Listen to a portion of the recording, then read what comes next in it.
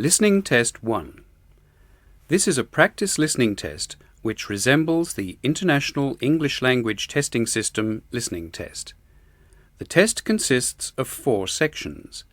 Answer the questions as you listen to the recording. Note that the recording is played once only. Please turn to Section 1. Section 1. George and Lisa are overseas students studying in Britain. They are returning home for the summer holidays. First, look at questions 1 to 4.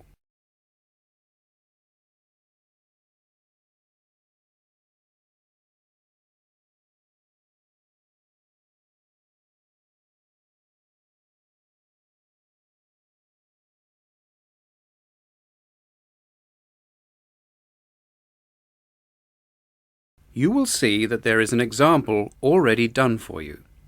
For this question only, the conversation relating to the example will be played first. That'll be £23. Right, there's your change. Have a nice trip. Oh, I'll just get your bags out of the boot. Thank you very much. The taxi driver said that he would get the bags out of the boot of his taxi, so the correct answer is A. Now we shall begin. You should answer the questions as you listen, because you will not hear the recording a second time. Now listen carefully and answer questions 1 to 4. That'll be £23. Right, there's your change. Have a nice trip. Oh, I'll just get your bags out of the boot. Thank you very much. Now, George, let's find the check-in desk. Yes, but with all the changes they have made here at the airport, I'm not sure where the check-in desk is. I know. It's strange, isn't it? Why don't we ask for help? Good idea. What about that man sitting down over there? Which one? The one with the hat on? But what about the man with the blue uniform and the cap sitting on the trolley? He's bound to know. He looks like he works here. Okay, I'll ask him. Excuse me, could you tell me where the check-in desk for France Air is, please? Let me think. I haven't worked here very long. The best way to get there would be to turn left at the end here, where the cafe is, and then go straight ahead until you're opposite the departure gate's entrance. No, sorry. It might be quicker to turn right as soon as you get past the cafe. And keep going along the corridor until you come to the sliding doors at the end. On the left. Yep, that's it. All the check-in counters are in a hall there. I'm pretty sure France Air is directly to your left as you walk in the hall. Thanks a lot. So it's left past the cafe and then right opposite... The bookshop. You can't miss it. Come on then, Lisa. We don't want to be late. And I want some time to get a cup of coffee and look around the bookshop. Okay, George, but I want to go and wash my hands first. I'll meet you at the check-in desk. George now speaks to the clerk at the check-in counter. Listen to the conversation and fill in the information on the excess baggage form in the spaces numbered 5 to 10. First, you have some time to look at the form.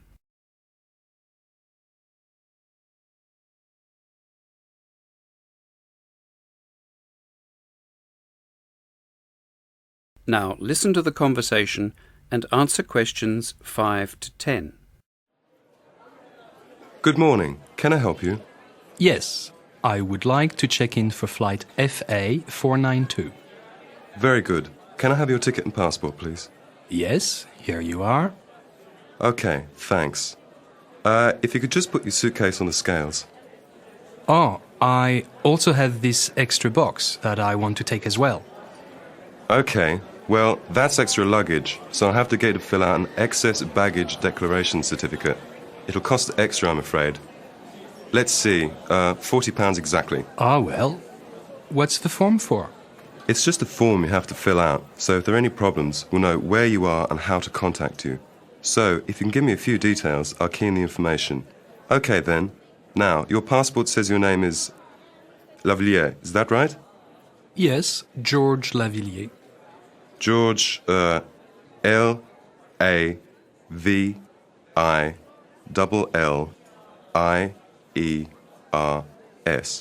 Good. Now, nationality, French. No, wait a minute. It's a Swiss passport. Well, yes. I live in France, but I was born in Switzerland. Swiss. Very good. Flight number FA492. Destination is? Paris. Are you connecting with any other flight in Paris, or will you be staying there? No, I'm spending my holiday in Paris. Well, Sèvres, just outside Paris. Okay, so what's the phone number there? Let me think. The country code for France is 33, and the number is 198614537. Right, so that's 33198614537. Yes, that's it. And can you tell me briefly what you have in the box? Well, there are some books, just university textbooks from last term, some clothes, and, oh yeah, my computer disks. Okay, thank you. And what would be the approximate value of the contents? Oh, quite a bit actually. About 150 pounds. That's all? There's your receipt for the box, your passport and ticket, and here's your boarding pass. Gate 7. You can board the plane in about 35 minutes. Have a nice flight. That is the end of Section 1. You now have 30 seconds to check your answers to Section 1.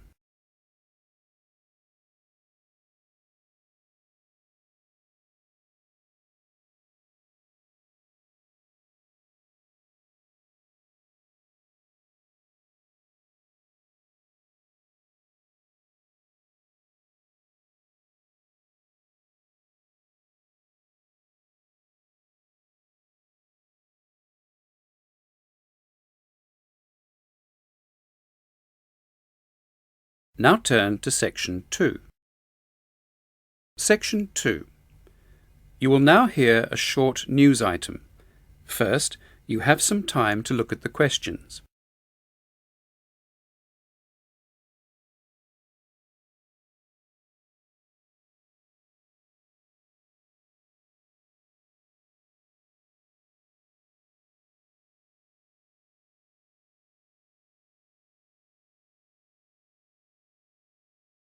Now listen to the news item and answer questions 11 to 20.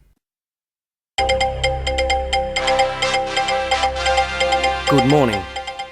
We have just received word of a major earthquake off the coast of Manderland in the Pacific Ocean. At present, scientists are unsure if the quake, registering 6.5 on the Richter scale, will cause a tsunami, a giant wave of water, because it is not known yet at precisely what depth the earthquake took place. The geographical location of the earthquake is in a mountainous undersea region of the Pacific Ocean, which has not been fully and accurately explored. Scientists are also concerned that the quake might set off a chain reaction of events in the Earth's crust. Meanwhile, on all the islands within a radius of 1,000 kilometres of the earthquake, and on the mainland of Manderland, authorities are urging everyone to leave their homes and make their way up the mountains where they will be safe if a tsunami occurs.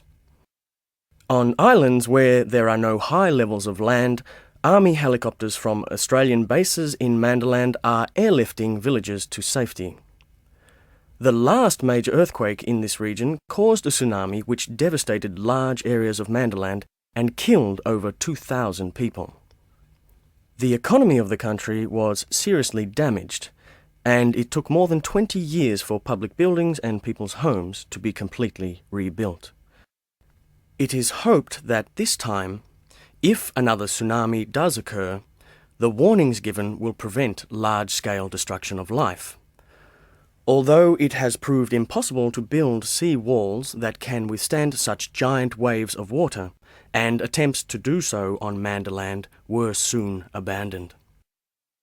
However, the reconstruction of all large buildings near the coast, including hotels and resorts, was undertaken with the threat of a tsunami in mind. The availability of fast and easy exit from all lower floors to the rooftop was made a requirement for every building over 2 stories high by law. If you have relatives or persons you wish to contact on Manderland, it is suggested you do not phone direct. All lines are currently jammed, but contact the authorities on the hotline shown on your screen. That number is 0179 3333. Stay tuned for further developments as they come to hand. This is Trent Dunwell for the Channel 4 News Team. The time is now 4:30. After the break, Sports News with Jim McKenna. That is the end of Section 2. You now have 30 seconds to check your answers to Section 2.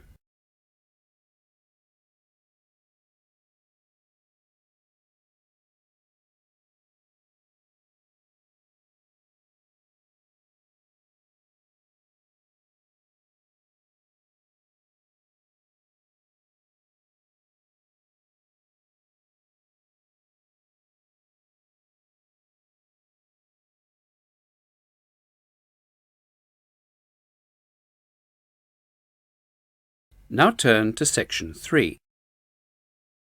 Section 3. Next, you will hear an interview on the radio. First, you have some time to look at the questions.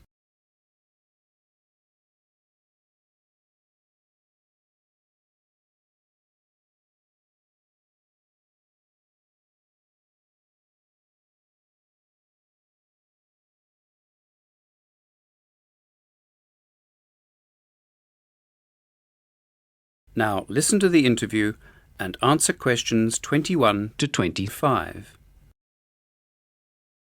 Good afternoon and welcome to Working Lives. My name is Sue Holt. This week we continue our series by looking at a job that is often thought of as adventurous, exotic and highly desirable. We're going to take a behind-the-scenes look at the airline hospitality industry. What is the reality behind the smart uniform and ever-ready smile of the flight attendant? We're lucky enough to have in the studio Julie Nevard, who works for British Air World and is a senior member of the cabin crew staff. Thank you for finding the time to speak to us. I know that you must have a busy schedule. My pleasure. Yes, it is a very full-time job. But I think you realise that very early on in your career. How long have you been involved in in-flight hospitality? Well, I trained for a year at the British Air World Training School, and I'd already taken a diploma in hospitality and tourism after I left school. So, all in all, about 5 years. No, more like 6 years. So your training was at college? Well, yes, the preliminary training. But then the British Air World Training course in Manchester was a more specialised hospitality course. I suppose you could call the diploma my major professional qualification. I see. Now tell me, is the job as glamorous as most people believe? Absolutely not. Of course, there are many good things about the job. You know, you never know where you might be going. For example, I still get excited when I see the new roster for the first time, knowing I'll soon be off somewhere I haven't been before, on a new route. The best thing, of course, is that all the time I'm meeting new people. But people don't realise that what I get to see most of is the inside of hotel rooms, and most hotel rooms are pretty similar. Also, it's like I'm working, but the majority of my passengers are on holiday.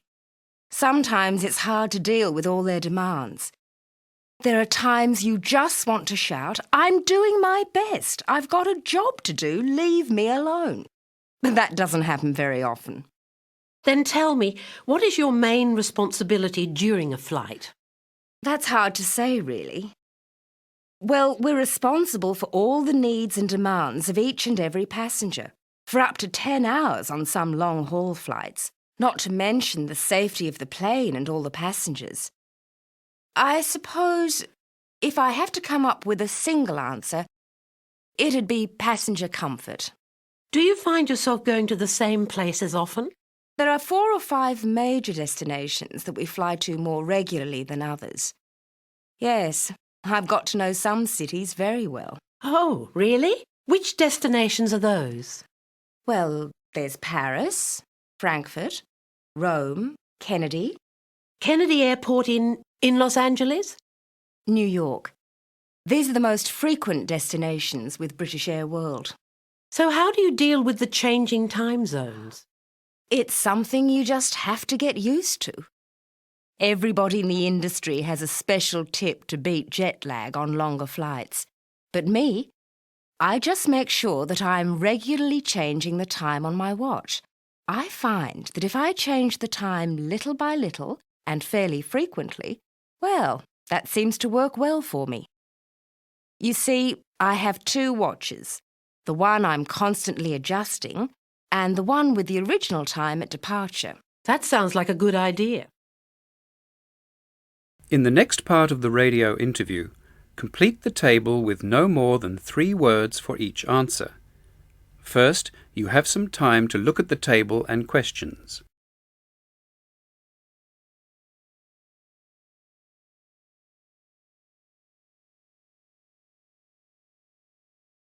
Now listen and answer questions 26 to 30.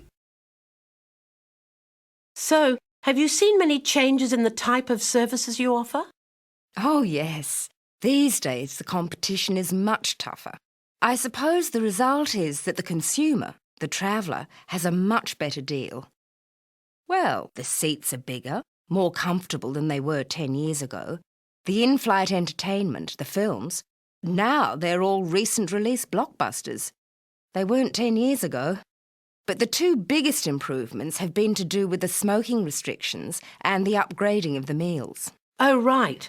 Tell me about these 2 changes. Yes. The restriction on smoking has had a 2-fold benefit. Firstly, the atmosphere is much more pleasant. And secondly, the fire risk is greatly reduced. You know, we used to have people dropping cigarettes, burning the seats. A dreadful fire risk, can you imagine? Terrible. I, for one, never understood why anyone was ever allowed to smoke on aeroplanes in the first place. And the meals? With so many carriers vying for passengers on the same route, you just have to offer more. Vegetarian meals, choice of 2 hot meals, interesting, exotic, gourmet food, all this is now commonplace in our economy class galleys. And for the business and first class passengers, the food is as good as in any world-class restaurant. Top chefs, great presentation, nutritious ingredients. Really, quite lovely. And finally, what advice or words of warning would you give to school leavers considering a career in this industry? Well, that's a difficult question. I'd say think long and hard about why you want to do it. It's not all glamorous, and it can be very hard work. Julie, it's been fascinating talking to you. Thank you for your time. And just before we go, next week we will be talking to... That is the end of Section 3. You now have 30 seconds to check your answers to Section 3.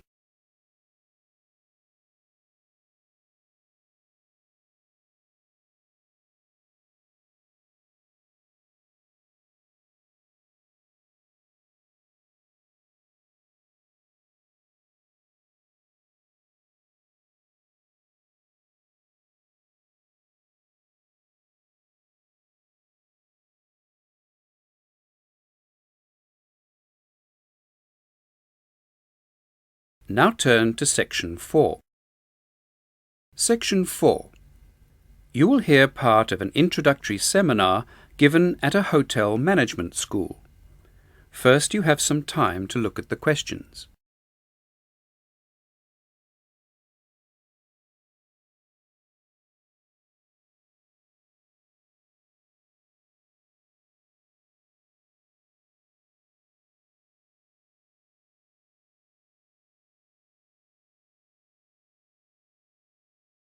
Now listen to the lecture and answer questions 31 to 40.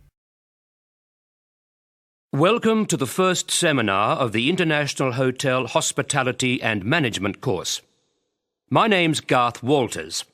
and I'm one of the career advisors at the school, and this afternoon I intend to give you an overview of the 4 core subject options available to you in this course, one of which you will need to choose as your core or main subject by the end of the first week. Each core subject prepares students for work in one of 4 major career areas: front desk and reception work, drink and bar service, restaurant service, and lastly, guest relations. For each area that I have mentioned, we will explore the personal skills required, the professional qualifications needed, and the career opportunities available. To start with, we are going to take a look at front desk and reception work. In some ways, the reception desk is both the face and the nerve center of a hotel.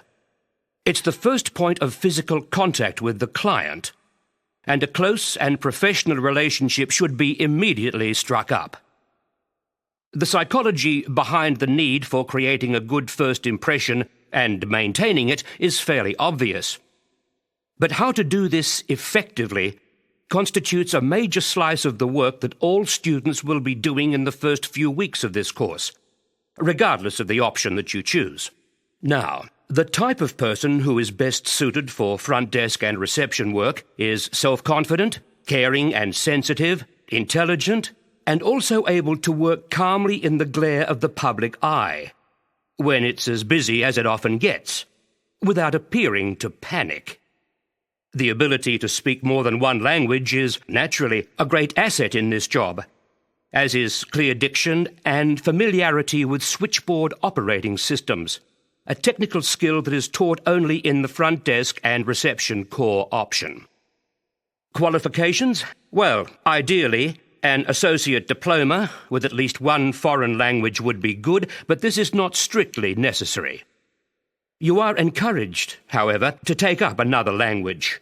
As for the career opportunities available, after a few years, competent front desk staff can begin working in reception management, that is, being responsible for the VIP guests and coordinating and arranging conferences and meetings at the hotel.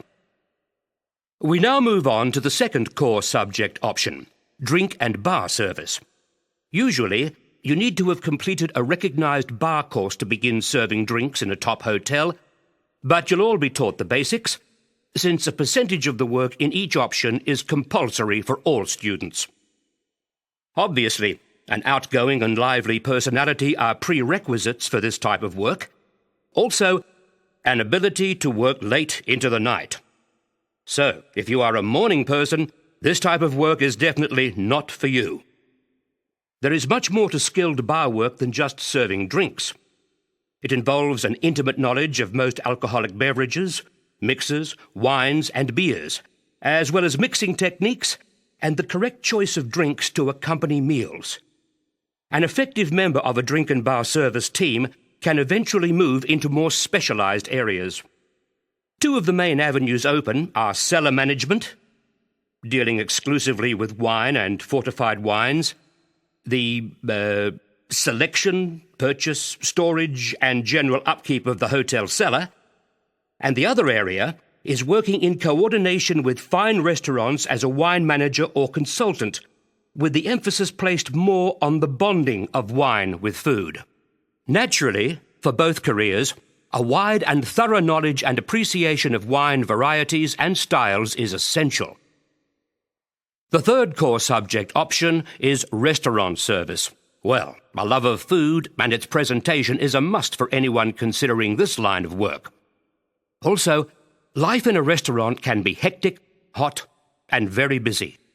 The hours are long, and the competition for certain positions within the industry is tough.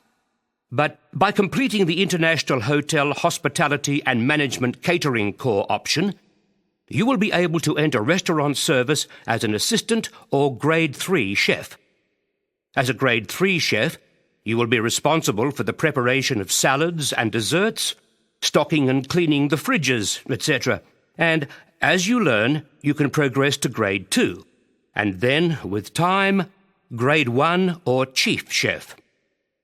As you become more familiar with different styles of food and presentation, you may wish to specialize in a particular area. But, as I said, the competition, especially in the larger, more reputable hotels, can be fierce.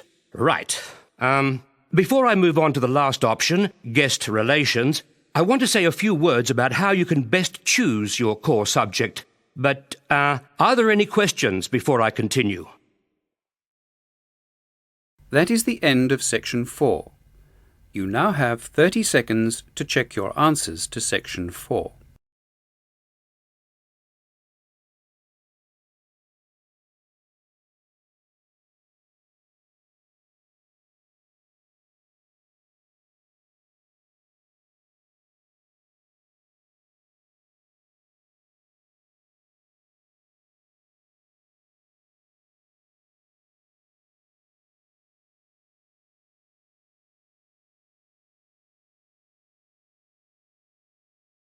You now have 1 minute to check your answers for the entire test.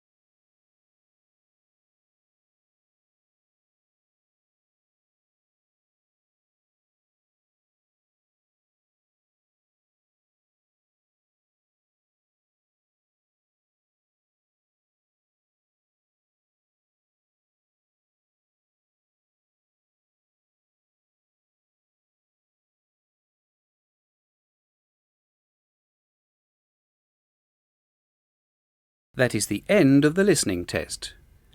You are now given exactly 10 minutes to transfer your answers to the listening test answer sheet.